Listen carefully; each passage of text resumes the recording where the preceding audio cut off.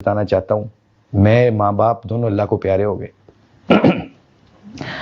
میں آپ کو سچ بتا رہا ہوں کہ مجھے ہر روز میرے ماں باپ یاد آتے ہیں۔ پتہ کیوں یاد آتے ہیں؟ کہ میں بہت ہمبل بیک گراؤنڈ ہے میرا، میں غریب فیملی سے میرا تعلق ہے۔ ایک چھوٹا سا کمرہ ہوتا تھا اور میرے باپ مزدور آدمی تھا۔ وہ جب پیسے لے کے آتے تھے گھر میں 100 روپیہ ڈیلی کمایا کرتے تھے، اور ہم 8 بہن بھائی کھانے والے ہوتے تھے۔ اور مجھے کرکٹ کا جنون کا شوق تھا، میرے پاس بیٹ بھی نہیں تھے، میں میچ کھیلتا کرتا تھا، بغیر شوز کے میچ کھیلا کرتا تھا، اکثر میرے پاؤں پھٹ جاتے تھے۔ میرے باپ سے یہ دیکھا نہیں جا رہا تھا، انہوں نے مجھے پھر ایک دفعہ بلہ لے کے دیا 350 کا، آج بھی مجھے یاد ہے، اور مجھے کپڑے لے کے دیے، ٹراؤزر لے کے دیا تاکہ میرا بیٹا کرکٹ کھیل سکے۔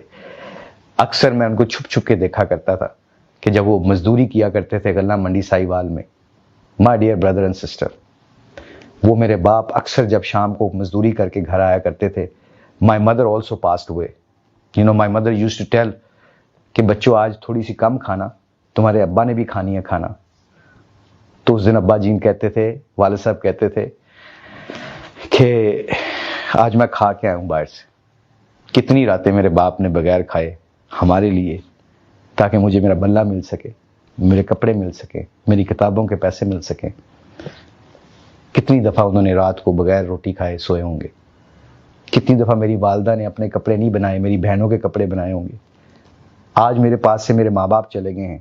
آپ لوگوں سے گزارش ہے، please respect your parents, please. They are the most important people after Allah and His Messenger Prophet Muhammad, peace be upon him, sallallahu alaihi wasallam. They're the most beautiful people on this world, because I don't have them anymore now.